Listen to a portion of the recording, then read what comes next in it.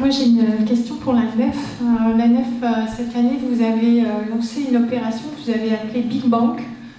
Est-ce que tu peux, Laetitia, vous pouvez nous en toucher quelques mots de cette opération, de cette communication autour de la NEF? Et voilà, ce serait un premier point. Et deuxième point, c'est une question à tous les intervenants. On a l'impression dans ce que vous racontez tous qu'il y a l'argent qui sert à quelque chose d'utilité sociale apparemment, et il y a vraiment la notion d'accompagnement et de soutien que tous vous avez évoqué à des échelles plus ou moins grandes.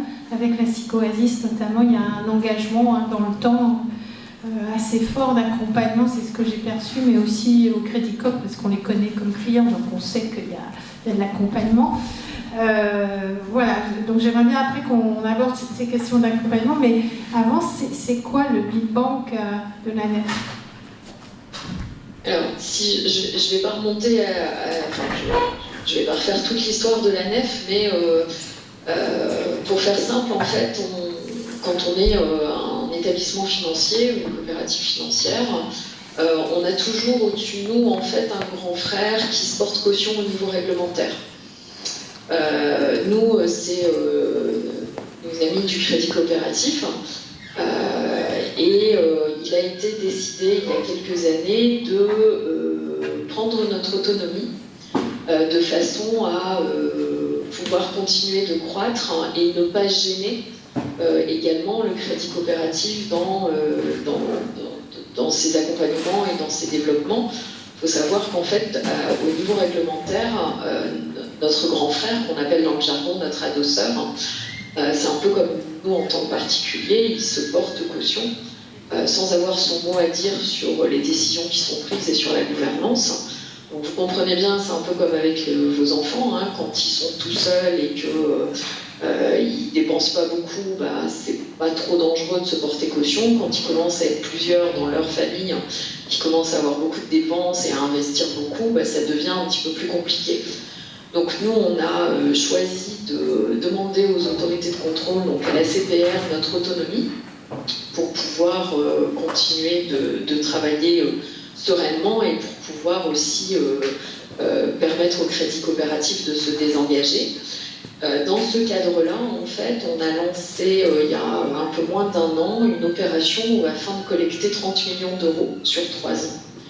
L'idée, c'était de montrer aux autorités de contrôle qu'on était une coopérative saine, mais surtout qu'on en avait sous le coude et qu'on avait des gens qui étaient prêts à nous accompagner, sans refaire aussi le côté réglementaire. Mais il faut savoir que quand on prête, on a des ratios de solvabilité à respecter et donc ils nous font des fonds propres.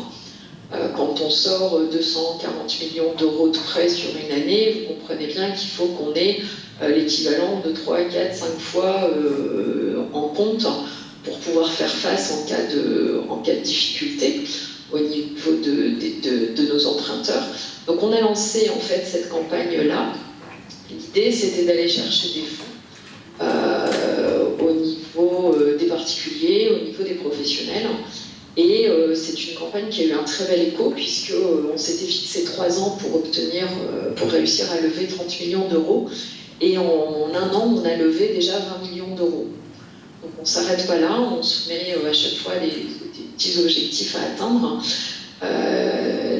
L'idée étant que pour l'instant, on est plutôt sur un avis favorable des autorités de contrôle. Donc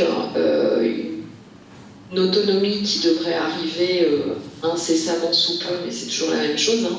On sait quand on dépose la demande, on ne sait jamais quand on a la réponse ferme et définitive.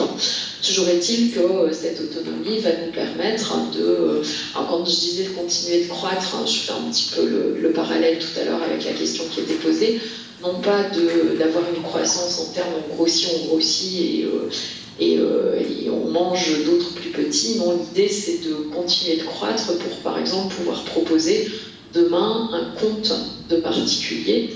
Aujourd'hui, pour les particuliers, on n'a que du livret et que du compte. On a déjà du livret d'épargne sociale et du compte à terme. Demain, l'idée, c'est de pouvoir proposer aux particuliers, comme on le propose aujourd'hui aux professionnels, un compte courant sur lequel, à terme et par la suite, on pourra aussi adosser un moyen de paiement. Voilà. Et de devenir devenir totalement indépendant, autonome et d'être la première banque éthique en France totalement autonome. Et pour répondre à, comme ça j'enchaîne tout de suite, sur la deuxième question sur l'accompagnement, c'est très important. En fait, alors nous aujourd'hui on accompagne nos clients particuliers mais qui ont moins besoin parce que tout se fait en ligne et c'est essentiellement des produits d'épargne.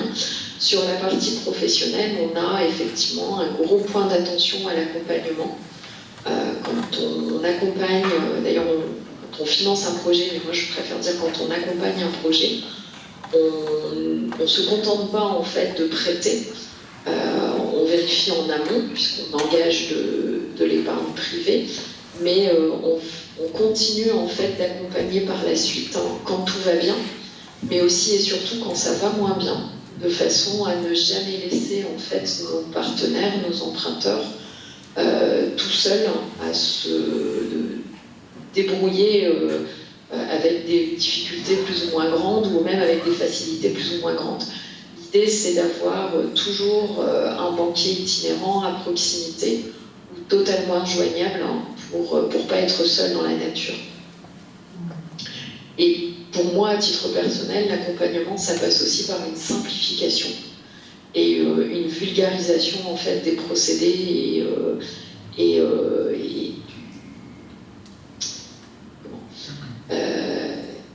de tout ce qu'on peut rencontrer en fait dans le secteur bancaire.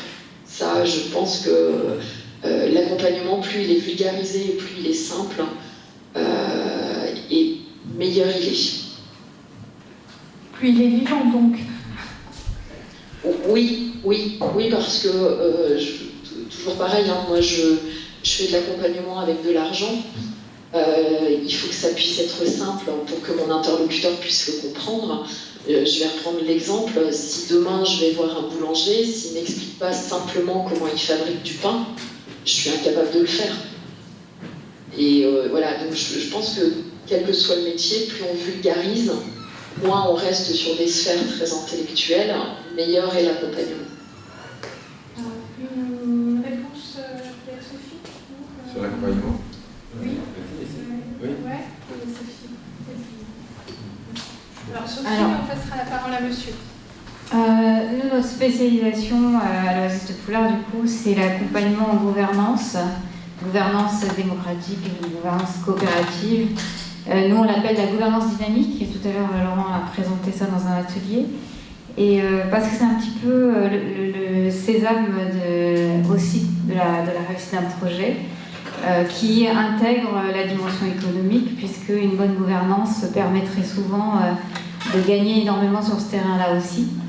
Et donc voilà, c'est un petit peu quelque chose, une thématique qui concerne pas seulement le monde des alternatives, mais aussi le monde de l'entreprise en général. Vous avez sans doute entendu parler de la grande démission, qui est un peu un phénomène post-Covid qui a marqué le siècle, on peut le dire, je pense, par rapport à cette crise de sens qui fait qu'aujourd'hui c'est difficile d'aller au boulot si certains paramètres humains, éthiques, spirituels même, on pourrait dire, ne sont pas réunis avec des nouveaux enjeux qui sont résolus en partie par des nouveaux modes de gouvernance où on va intégrer vraiment remettre du sens dans le travail, remettre de la raison d'être, de la coopération au cœur du temps incroyable que l'on passe au travail tous les jours. Donc voilà, nous on a vraiment cette thématique-là qui est très développée chez nous et on a une organisation qui s'appelle l'Université Vivante et qui permet d'accompagner des associations, des fondations, des entreprises aussi. Voilà, je vous invite à aller consulter notre site.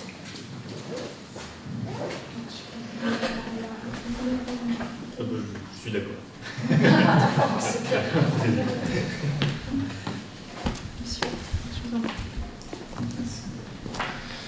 Bonsoir à tous. Je suis arrivé en retard, mais ce que j'ai entendu m'a beaucoup plu déjà, donc merci à vous. La question sera rapide, c'est pour Madame Rabi. Est-ce que vous pouvez revenir sur les 5 thématiques autour de laquelle vous axez votre action, donc avec l'Oasis Poulard? s'il vous plaît. Merci.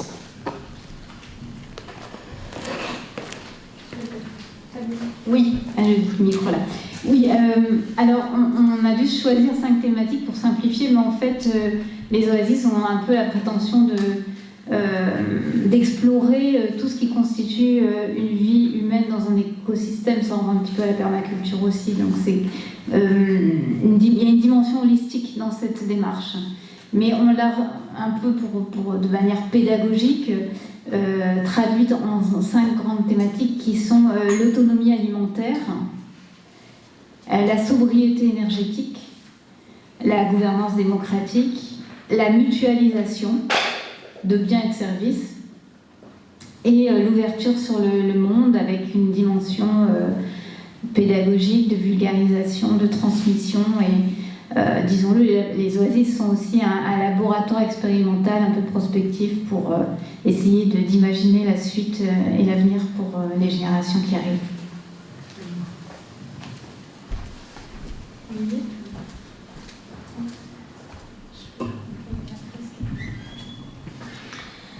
Donc, on arrive, on s'achemine vers la fin de ce débat. Merci aux différents intervenants. En conclusion, donc, Hugo Chauchois, donc pour le Sol Violette, va nous parler de quelque chose qui s'appelle la fresque de la monnaie, qui a été tout à l'heure mise en œuvre, que certains ont pu pratiquer déjà. Donc, qu'est-ce que c'est la fresque de la monnaie, Hugo ? On va faire venir Joachim. Oui, du coup, je passe le micro à Joachim qui vient de Mets-toi à ma place, peut-être. Tu veux Claro. Merci. Du coup, qu'est-ce que c'est la fresque de la monnaie qu'on vient de faire avec certaines personnes ici présentes qui sont venues avec consensus. La fresque de la monnaie, c'est un outil qui s'inspire de la fresque du climat, que j'imagine un certain nombre d'entre vous connaissent déjà. Qui a été conçu par le mouvement SOL, qui est une fédération nationale de monnaie locale et d'expérimentation économique et monétaire, qu'ils ont finalisé à travers un travail bénévole qui a impliqué un certain nombre de personnes, de différentes monnaies et de différents horizons. Du coup, ils ont finalisé cette fresque en juin et on a pu faire la première à Toulouse cet après-midi dans le cadre du FRES.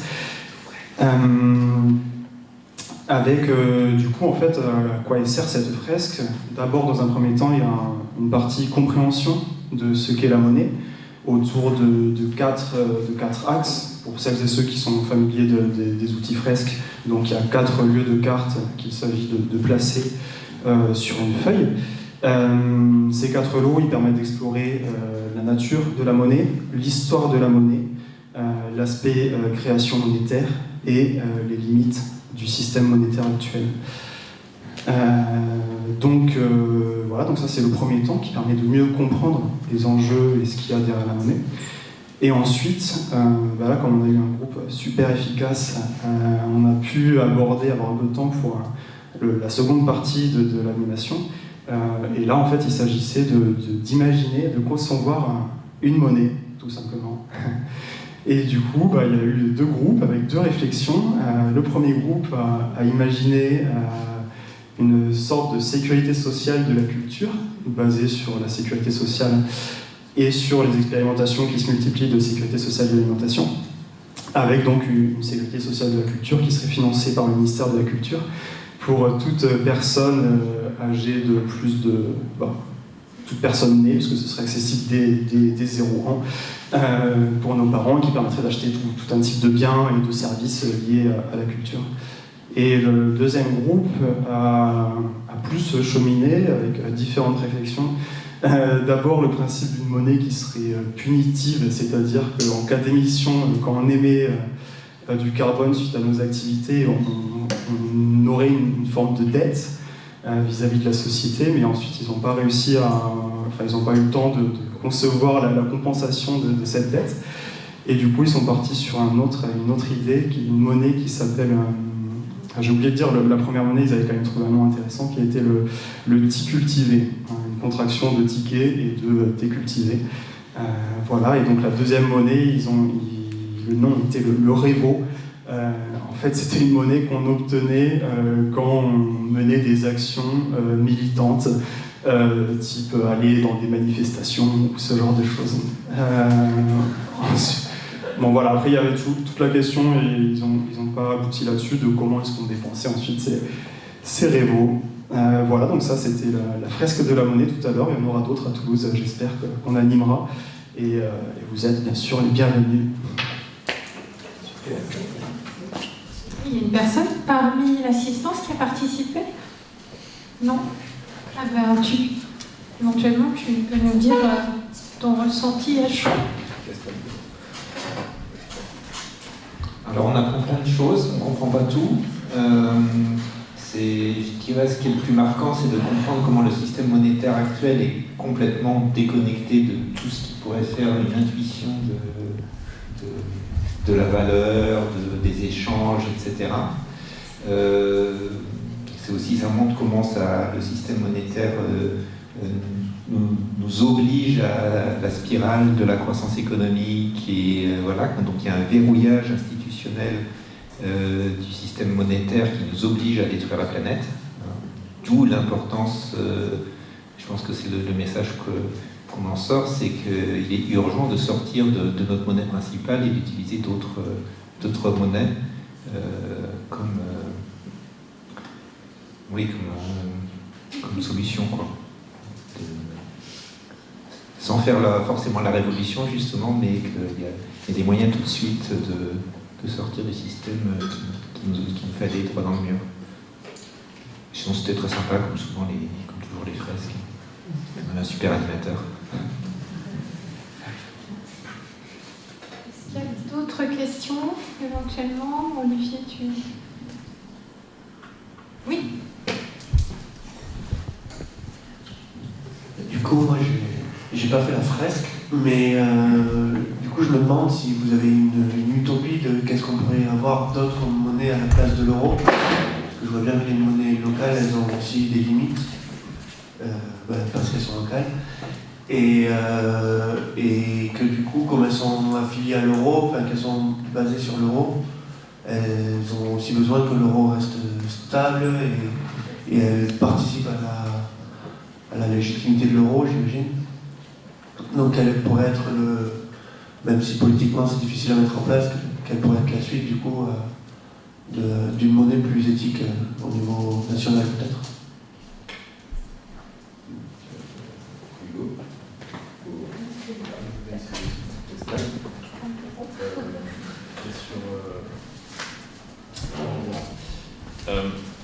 On va dire sur les intérêts de l'euro à la base aussi, c'est aussi quand il faut se mettre dans un contexte aussi d'économie mondialisée. Ou aussi c'est pour avoir une monnaie forte face aux monnaies étrangères pour justement on puisse exporter et importer et que ce soit intéressant pour le territoire. Le problème c'est que du coup, comme vous disiez, donc c'est le système actuel qui nous tue justement en nous poussant à une croissance infinie avec voilà, des limites planétaires qui ne le sont pas. Pareil justement, donc, ça va nous forcer à remettre en cause cette mondialisation. Aussi, on va devoir peut-être rentrer dans un circuit de démondialisation et justement d'approche plus locale, de reprendre le pouvoir justement sur les choses locales. Et l'avenir serait peut-être que chaque région ait sa propre monnaie et que tout le monde consomme localement des produits qui ont poussé localement. Donc c'est ça en fait, si toute l'Occitanie consommait des biens alimentaires qui viennent d'Occitanie, on les paiera en monnaie locale et on n'aurait pas besoin d'aller en chercher ailleurs, donc on n'aurait pas besoin de l'euro. Donc ce serait un peu ça l'utopie, je veux dire, ce serait de se réapproprier à niveau local tout, à la fois l'activité, à la fois la monnaie. Mais voilà, il y a beaucoup d'obstacles sur ce chemin, mais ce serait un peu l'idée de l'utopie par les monnaies locales et les consommations locales. Moi j'ai une question par rapport à ce sujet. Est-ce qu'il est vraiment envisageable de pouvoir abolir complètement le commerce à longue distance? C'est-à-dire, est-ce qu'on ne pourrait pas coupler des monnaies locales avec peut-être une monnaie internationale qui pourrait faciliter donc, les échanges à longue distance? Soit on fait ça, soit rien. C'est terminé. Donc,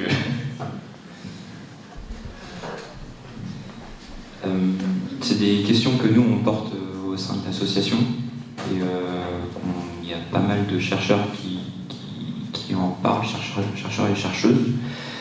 Un nom pour ceux qui veulent prolonger ce sujet-là, il y a Ariane Tichit de Clermont-Ferrand, c'est une économiste qui parle de pluralisme monétaire. Donc ça répond un peu. Donc elle, sa thèse, c'est qu'il y a une monnaie pour chaque échelle. Et peut-être qu'il y a des monnaies trans-échelles aussi. Et que c'est plutôt ça, cette vision-là. Donc une monnaie locale pour les échanges locaux. De manière très concrète, pour répondre à ce qui vient d'être dit, dans notre territoire de circulation du sol violette, le maraîchage, donc le murtin, le sicoval, il y a très peu de maraîchage. C'est 5% de la production alimentaire. Donc là, en fait, on n'a pas le choix que de passer dans un autre territoire pour aller chercher des légumes et des fruits. Bon, les céréales, il y en a 150% de la production. Donc, les céréales, on pourrait tout payer en monnaie locale ici. Après, on peut imaginer peut-être une monnaie nationale et une monnaie européenne pour les échanges dont on a besoin. Voilà. C'est la réponse que je peux apporter à cette question.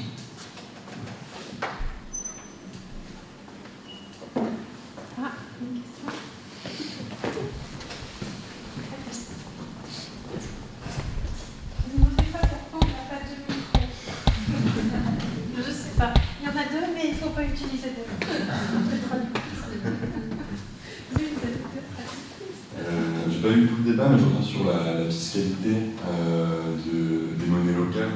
Et je me demandais si c'était pas un peu paradoxal, pour le moment en tout cas, de payer une TVA sur une monnaie locale, une TVA nationale sur une monnaie locale. Est-ce que ça la détruit pas un peu aussi sur le moment?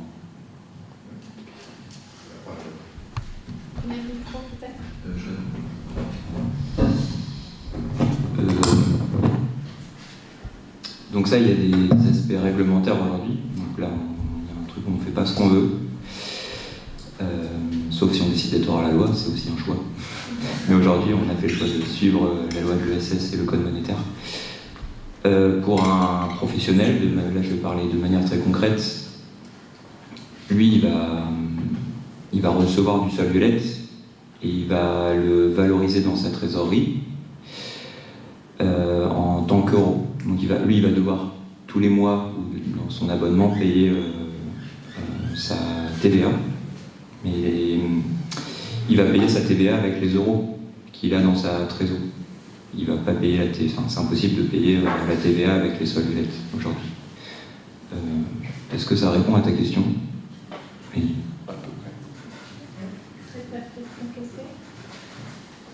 Oui, pour donner aussi l'aspect très concret du fait que c'est vachement bien de payer ses impôts, ses taxes locales, etc. Nous, à la Beigne, qui est une monnaie citoyenne locale à Tournon-de-Genève, dont on se sert dans un rayon de 30 à 40 km autour de nos écolieux, vient de rentrer dans le conseil d'administration, le conseil départemental. Et comme on utilise une monnaie numérique, on est capable de montrer les stocks et les flux. On est capable de montrer l'impact que ça peut avoir sur des commerces locaux, sur des producteurs locaux. On est même maintenant capable de savoir quelle est la part qui peut revenir au département, à la région, à la communauté de communes, puisqu'en fait on est capable de mesurer les flux et les stocks en temps réel. Et donc, quand on voit qu'aujourd'hui, avec 1 euro qu'on transforme en monnaie citoyenne locale, donc là chez nous, la veille, on va multiplier par 2,6 le montant des échanges relocalisés durables, parce que ça on peut le montrer avec nos statistiques, alors qu'aujourd'hui, avec 1 euro créé par la Banque Centrale Européenne au niveau européen, c'est 0,7 de création de PIB avec 1 euro. Ça veut donc dire qu'on est bien plus efficient pour recréer l'économie locale que n'importe quel euro qu'on pourrait mettre à disposition des territoires. Et comme on multiplie par 2,6 les échanges locaux durables sur le territoire contre 0,7 pour l'euro, il suffit ensuite de faire un petit calcul. Si je mets, nous on a 110 000 euros de stock en euros à la nef, on génère 265 000 euros de chiffre d'affaires relocalisé et durable. Il est facile de dire, qu'est-ce qui se passerait si j'avais 1 million? Qu'est-ce qui se passerait si j'avais 10 millions? Qu'est-ce qui se passerait si j'avais 100 millions? Et par contre, pour pouvoir projeter ça dans l'avenir avec les collectivités territoriales, il ne faut aussi pas que maîtriser la monnaie en tant que flux. Il faut ici maîtriser la monnaie en tant que stock. Parce que si on veut accompagner le développement de nos territoires ruraux, puisque nous on est un territoire rural, il va falloir aussi qu'on investisse dans l'appareil de production local. Parce qu'il ne s'agit pas d'injecter la monnaie, si derrière la production ne suit pas, ça ne sert à rien. Et donc derrière, c'est là qu'on a besoin aussi de nos amis de la NEF, de nos amis du Crédit Coopératif, pour qu'ils mettent en place des capitaux patients à intérêt modéré, ceux qui n'ont aucun des deux, je le précise, puisqu'on a fait plus de 50 banques aujourd'hui, il n'y a pas une institution financière qui est capable d'aligner des capitaux patients à intérêt modéré pour financer la relocalisation de la production dans les territoires ruraux. Mais avec eux, parce que je pense que c'est quand même les plus avancés, nous pourrions travailler ensemble pour voir comment on peut faire pour amener une part de ces fonds collectés que vous avez pour accompagner le développement des zones rurales qui aujourd'hui n'attendent que ça, parce que des millions de personnes veulent quitter les grandes villes pour habiter à la campagne. Donc je lance un appel en même temps, avec le monnaie citoyen local, avec nos fonds de garantie, on est capable de redévelopper les zones rurales, et pour ça on a besoin d'investissement dans la production locale, avec des intérêts modérés et des capitaux qu'on va rendre à 10 ans, parce qu'on aura besoin de s'en servir pendant 10 ans pour revitaliser le territoire. Peut-être, je ne sais pas si tu l'avais dit avant, mais une définition courte de capitaux patients. Alors pour nous, les capitaux passés à intérêt modéré, ce sont des capitaux qui ne rentrent pas dans le cadre d'un prêt classique, mais il va y avoir un différé entre le moment où on va toucher ces capitaux. Imaginons par exemple, nous, on vient de lever 2 millions d'euros, ces 2 millions d'euros, on les a levés en fonds propres. Donc ces fonds propres qui sont à nous, on a donné une date de 10 ans avant de les rembourser. Pourquoi? Parce que pendant les 10 ans qui vont précéder ce remboursement, on a tout un travail à faire pour développer l'économie locale, recréer du lien, de la coopération, de la confiance entre les acteurs qui ont été absolument détruits par les modes industriels aujourd'hui de l'économie de la finance. Donc il nous faut du temps pour recréer ces liens. Et comme il nous faut du temps, on a besoin aussi de rémunérer les personnes qui vont s'occuper de la recréation de ces liens. Or, aujourd'hui, il y a peu ou pas de banques qui sont capables de financer des valeurs immatérielles comme la confiance, la coopération, la réflexivité dans le travail, la pertinence des solutions, les solutions intégrées. On ne sait financer qu'un artisan, qu'une collectivité, qu'une association. Alors qu'aujourd'hui, ce dont on a besoin dans les territoires, c'est de financer à la fois des entreprises, des associations, des collectivités territoriales, des habitants, parce que c'est tous ensemble qu'on va arriver à relever ça. Et donc, les capitaux patients à intérêt modéré, ça nous permet d'utiliser cette capacité d'autofinancement pour rémunérer des acteurs locaux qui vont travailler sur ces dimensions-là, jusqu'à ce qu'à un moment donné, on soit capable, ensuite, par la création de nos entreprises, de rembourser ces capitaux. Et modéré, pour finir, c'est qu'on ne veut pas dépasser 2%. Pourquoi? Parce qu'on veut rémunérer aussi la rentabilité écologique et la rentabilité sociale. Parce qu'aujourd'hui, il n'y a pas que des risques économiques et financiers, il y a aussi des risques écologiques et il y a aussi des risques sociaux. Comment ça se fait qu'aujourd'hui, il n'y ait aucune banque qui soit capable, raisonnablement, de mettre à disposition des capitaux passés à intérêt modéré pour prendre en charge ces risques écologiques, sociaux et ce temps long dont on a besoin pour créer des écosystèmes coopératifs territoriaux. Je le comprends de l'agricole et de la Banque de Paris, j'ai beaucoup de mal à le comprendre pour des banques qui sont éthiques et qui vont en plus dans la même direction que nous. Voilà, ça j'ai beaucoup plus de mal. Et j'aimerais bien qu'on en discute un jour ensemble.